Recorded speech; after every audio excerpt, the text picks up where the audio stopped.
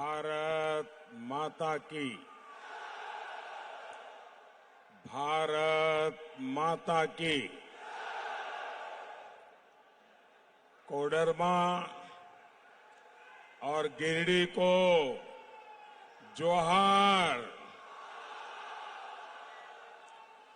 मां चंचला देवी की पावन भूमि को मैं प्रणाम करता हूं। मैं पारसनाथ पर्वत को भी श्रद्धापूर्वक नमन करता हूं।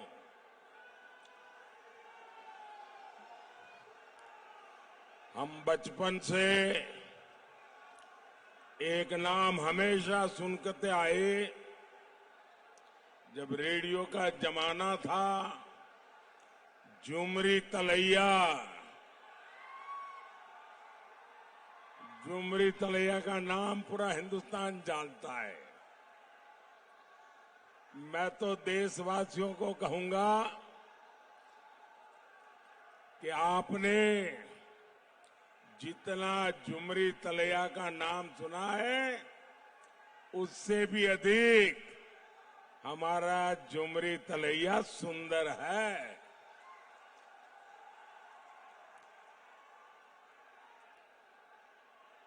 बेटे, आप बैठे आओ। थक जाओगे बेटा, थक जाओगे। भाई, कोई इस बच्चे ने एक तस्वीर बना के लाया है, जरा एसपीजी के लोग ले लेना।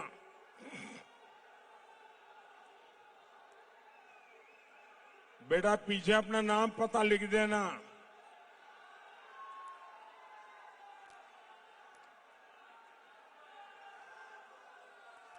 भारत माता की। भारत माता की। मैं सीधे काशी से आपके बीच आ रहा हूं। मुझे आने में विलंब हुआ, इसलिए आप सब मुझे क्षमा करें। और मुझे बताया गया कि आप में से बहुत लोग सुबह 8:30 बजे आके बैठ गए थे।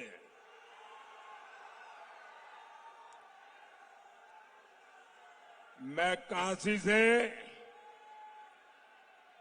भगवान विश्वनाथ का, भोले बाबा का आप सबके लिए आशीर्वाद लेकर के आया हूं।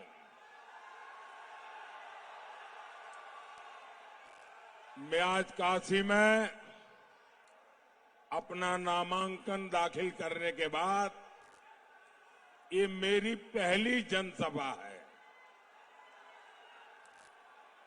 और मैं देख रहा हूं कि काशी हो या कोडरमा या गिरिडीह, एक ही बात गूंज रही है। फिर एक बार, फिर एक बार, फिर एक बार। साथियों, जितने लोग यहां दिखते हैं ना, उससे डबल लोग बाहर हैं।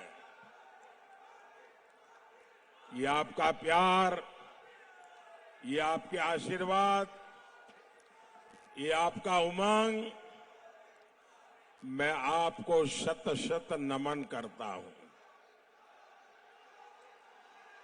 साथियों, काशी के लिए मैं पीएम नहीं, एमपी हूं। कोडरमा और गिरिडीह वालों को भी यही समझकर वोट डालना है। मोदी ही आपका एमपी है, मोदी ही आपका पीएम है।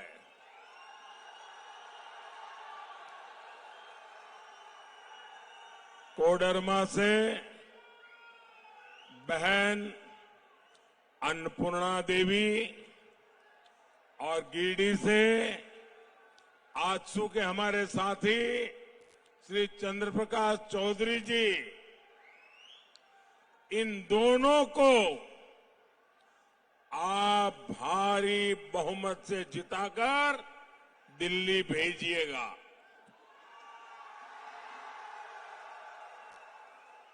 आपका एक एक वोट देश में तीसरी बार मोदी की मजबूत सरकार बनाएगा। इनके अलावा आपको दिलीप कुमार वर्मा जी को, जो गांडे विधानसभा से चुनाव लड़ रहे हैं, उनको भी जिताना है।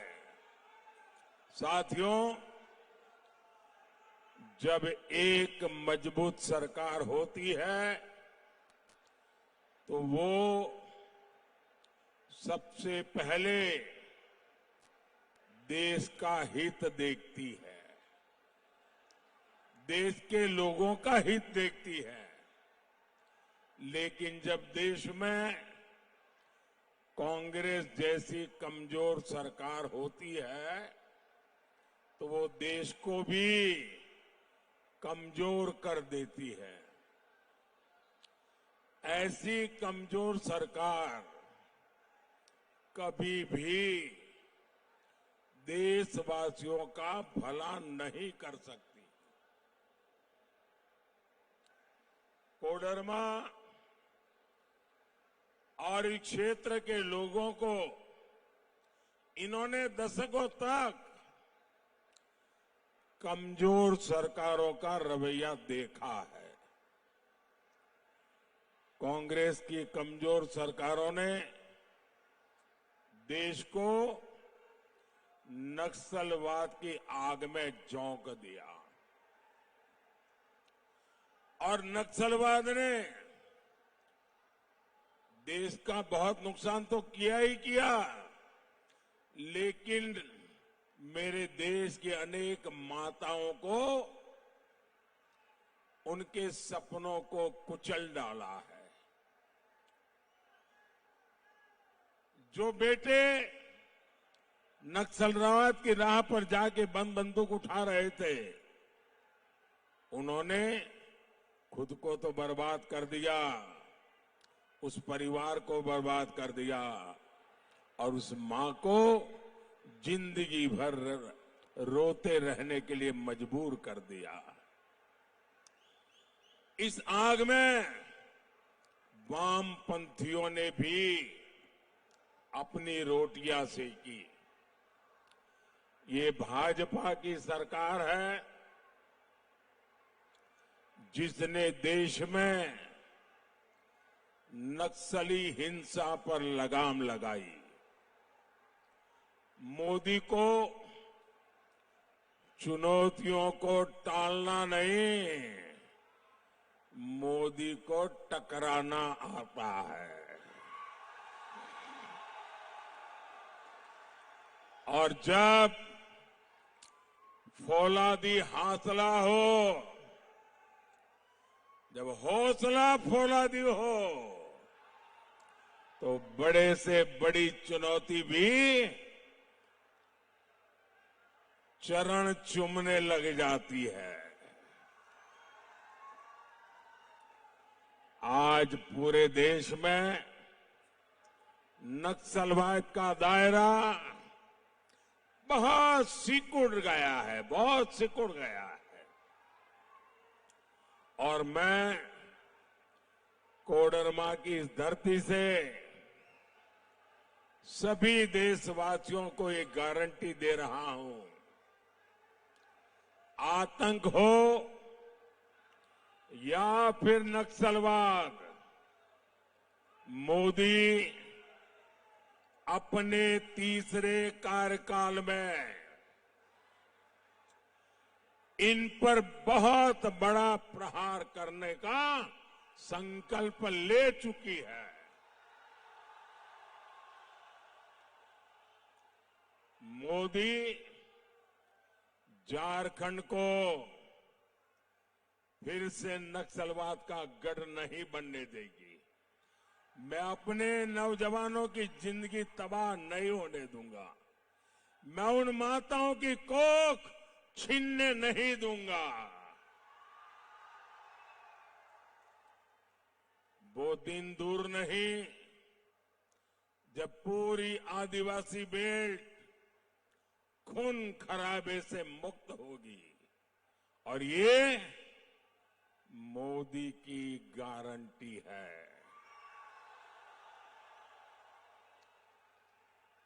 साथियों, आज आपने टीवी पर देखा होगा, कल रात को टीवी पर देखा होगा, इस पूरे चुनाव में अगर कोई पूछे मुझे कि मोदी जी सबसे संतोषजनक बात क्या लगी, तो मैं कहूंगा कल श्रीनगर में जो मतदान हुआ है, लोकतंत्र के प्रति जिस प्रकार से श्रद्धा व्यक्त की गई है, भारत के संविधान प्रति जो मोहर लगाई गई है, दशकों बाद श्रीनगर में चुनाव का उत्सव था। दशकों बाद श्रीनगर के चुनाव में इतना भारी मतदान हुआ और लोग उमंग और उत्साह से भरे हुए थे, और लोग कह रहे थे कि 370 जाने के कारण ये संभव हुआ है। लोग कह रहे थे मोदी के आने के बाद संभव हुआ है। इस एक घटना से ये बात साफ हो जाती है कि मोदी के काम की दिशा सही है और मोदी के प्रयास सही परिणाम लाते हैं। ये श्रीनगर का कल का मतदान पूरे देश के लिए संतोष का, उमंग का, उत्साह का अवसर है। और इसलिए भाइयों बहनों, मेरे लिए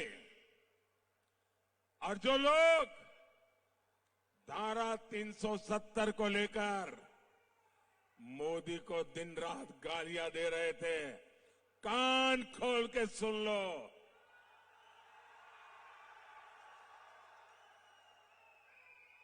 ये धारा 370 की दीवार हटी है, हमारे दिलों को जोड़ दिया है। हमारे सपने, हमारे अरमान एक साथ आगे बढ़ रहे हैं। भारत के लोकतंत्र के जीवन में इससे बड़ी कोई घटना नहीं हो सकती है। साथियों, जब मैं देश हित में इतने सारे काम कर रहा हूं, तो जामुमो कांग्रेस और आरजेडी वाले बौखलाए हुए हैं, संतुलन खो चुके हैं। यही कोडरमा में इंडी गठबंधन के एक नेता ने मुझे गोली मारने की बात कही थी।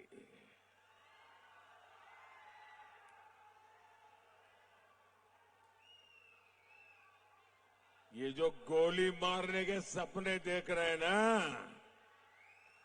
जो मोदी के कब्र खोदने के सपने देख रहे हैं, जरा यहां आइए। ये मेरा सुरक्षा कवच है। यही लोग मोदी को जीने की ताकत देने वाले लोग यहां बैठे हैं। और जिस मोदी को गरीब से गरीब, अबाल वृद्ध सहित, माता बहन सहित जब रक्षा कवच बन जाता है ना, तो मोदी को तो अमरत्व प्राप्त हो जाता है, अमरत्व प्राप्त हो जाता है। साथियों, मैं किसी राजघराने में पैदा नहीं हुआ हूं, मैं किसी शाही परिवार में पैदा नहीं हुआ हूं, और न ही मेरे पिता किसी गांव के चुनाव में प्रधान भी बने हैं। मेरे परिवार का कोई चुनाव तक नहीं लड़ा है। मैं गरीब मां का बेटा हूं। चाय बेचते बेचते यहां पहुंचा हूं, और आपने मुझे पहुंचाया है। और इसलिए किसी को अच्छा लगे, किसी को बुरा लगे,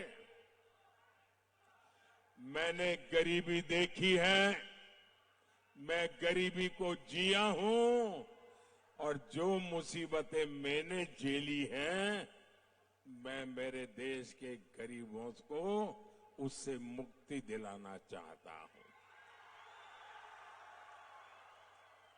और इसलिए मोदी का मंत्र है, वंचितों को वरीयता।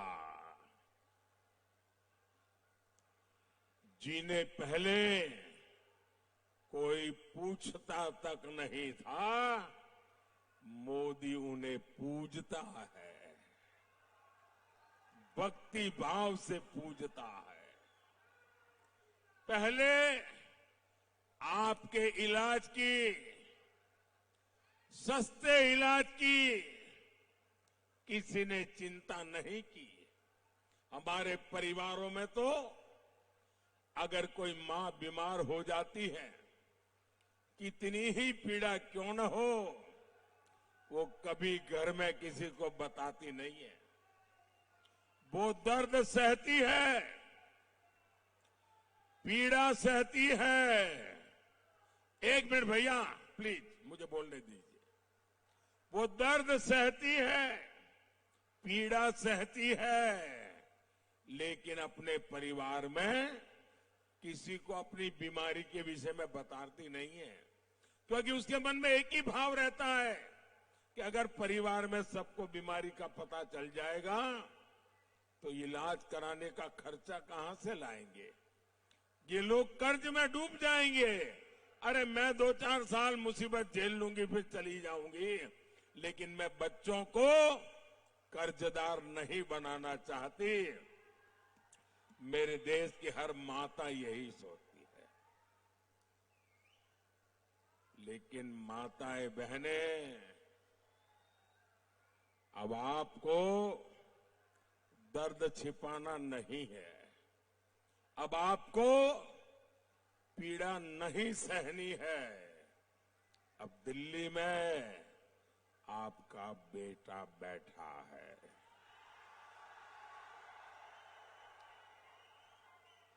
अब आपके इलाज की चिंता ये आपका बेटा करेगा। आपको एक पाई का खर्चा नहीं होगा, इलाज मैं करवाऊंगा। मैंने देश भर के मेरे गरीब भाई बहनों को कहा है, भाइयों बहनों, मैंने देवघर में एम्स बनवाया, हिंदुस्तान का बढ़िया से बढ़िया अस्पताल। देवघर एम्स से इस क्षेत्र के गरीबों को बहुत बड़ा सहारा मिला है। मोदी ने उन्हें अस्पताल में 5 लाख रुपए तक मुफ्त इलाज की सुविधा दी है। हर गरीब का सपना होता है उसके पास पक्का घर हो। अगर आपका बेटा दिल्ली में बैठा हो और आप झोपड़ी में रहे, आपका बेटा दिल्ली में बैठा हो और आप कच्चे घर में रहे, इस बेटे को मंजूर नहीं है। मैं हर गरीब परिवार को पक्का घर देना चाहता हूं। अब तक 4 करोड़ परिवारों को पक्के घर दे चुका हूं और तीसरे टर्म में आऊंगा। जो बच गए हैं ना, उनको भी पक्का घर दे के रहूंगा, ये मोदी की गारंटी है। मोदी ने कोडरमा, गिरिडीह में गरीब परिवारों को 1.25 लाख से ज्यादा पक्के घर बना के दिए हैं।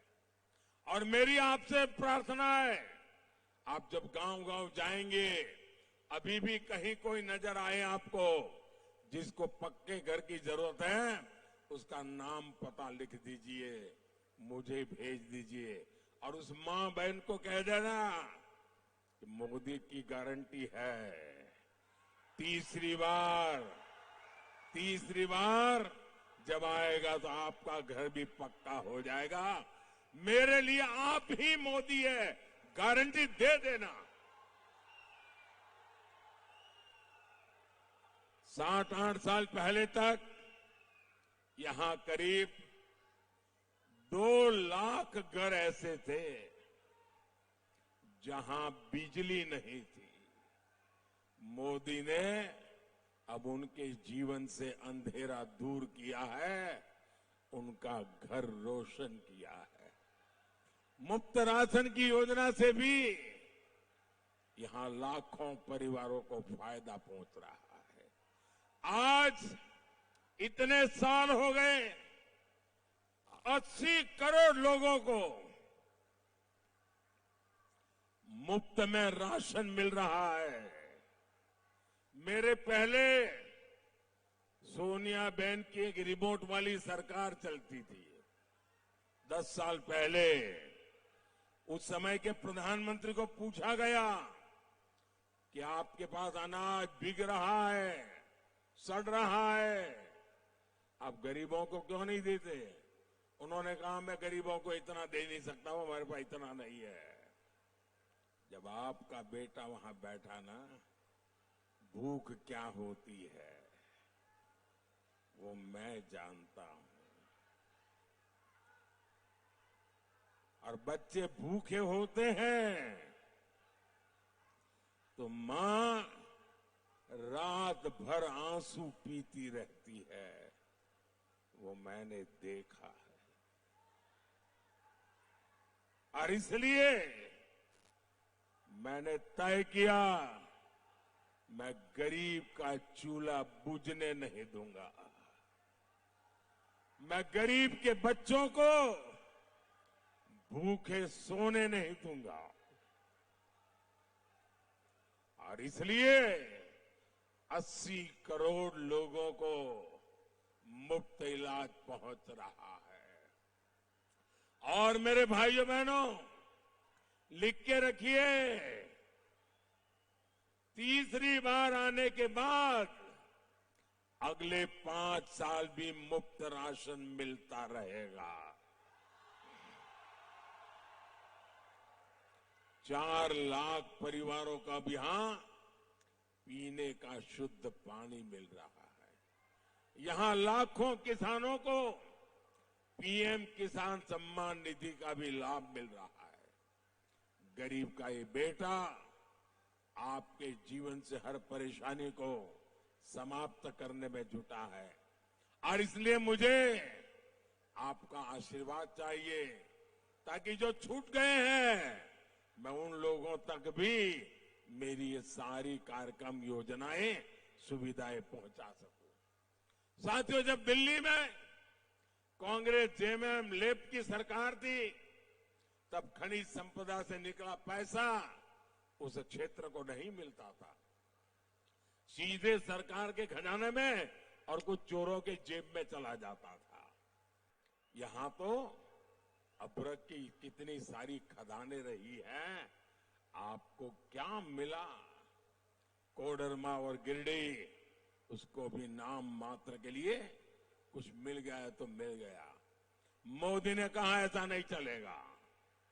मोदी ने नई नीति बनाई, हमने डिस्ट्रिक्ट मिनरल फंड बनाया।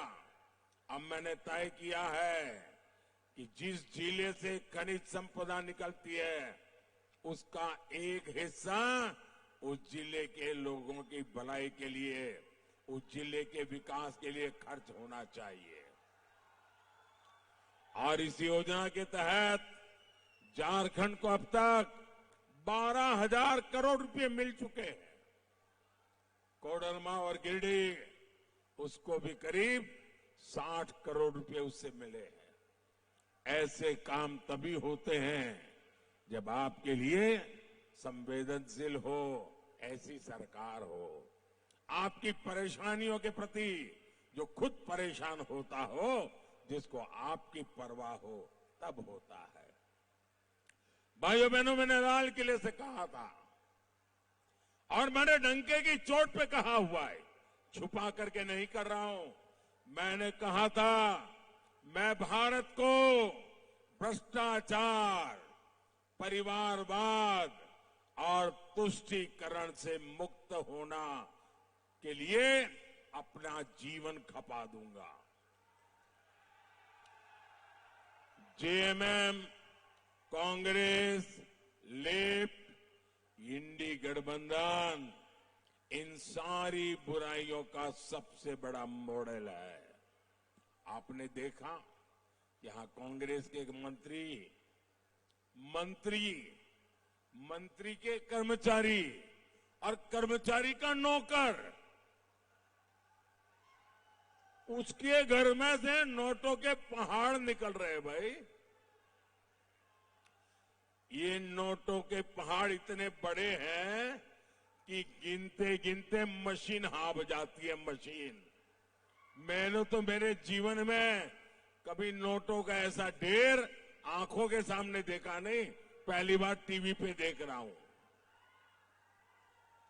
इसके पहले कांग्रेस के सांसद के घर से नोटों के पहाड़ निकले, ये भी पूरे देश ने देखा। मुझे बताइए, ये सारे जिनके यहां से पैसे निकल रहे हैं, ये किसके करीबी है? अफसरों के घर से पैसे निकले, वो भी उनके खासम खास। नेताओं से यहां निकले पैसे, वो भी उनके खास। नौकरों से पैसे निकले, वो भी उनके खास। मतलब ये इनके सिर पर किसका हाथ है भाई? यही तो लोग है ना। ये जो भी करते हैं वो शाही परिवार के इशारे से करते हैं।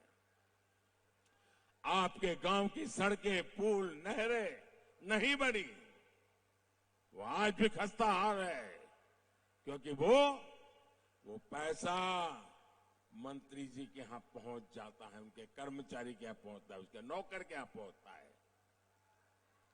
साथियों, ये तो अभी शुरुआत है। मैं तो और ज्यादा खजाने खोजने वाला हूं। मैं चोरों को नींद से सोने नहीं दूंगा। मैं उनकी नींद तो उड़ा दूंगा, उनके खजाने भी खाली करके रखूंगा। ये पैसे आपके हैं, इन पैसों के मालिक आप हैं।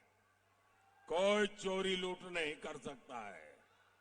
मोदी इन पर कड़ी कार्रवाई कर रहा है और इसलिए ये मोदी को गोली मारने की बातें करते हैं, मोदी को गोली गालियां देते हैं। साथियों, झारखंड में आज अपनी आस्था का पालन करना मुश्किल हो गया है। हमारा आराध्यों की मूर्तियां तोड़ी जा रही है। जिहादी मानसिकता वाले घुसपैठिए झुंड बनाकर हमला कर रहे हैं। झारखंड सरकार आंखें मूंद करके बैठी है, पीछे से समर्थन कर रही है। इन घुसपैठियों ने राज्य में हमारी बहनों बेटियों की सुरक्षा को खतरे में डाला हुआ है। क्या झामुमो कांग्रेस आरजेडी वालों को आपका एक वोट भी मिलना चाहिए क्या?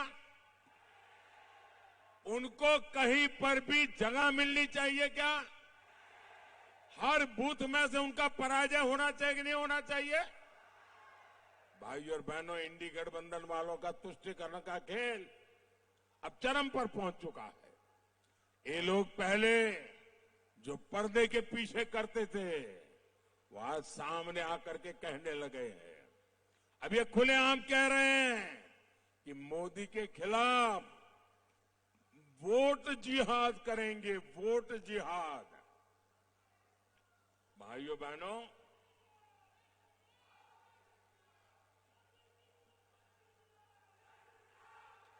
साथियों, 500 साल के बाद 500 साल के बाद अयोध्या में हमारे राम जी भव्य मंदिर में विराजमान हुए।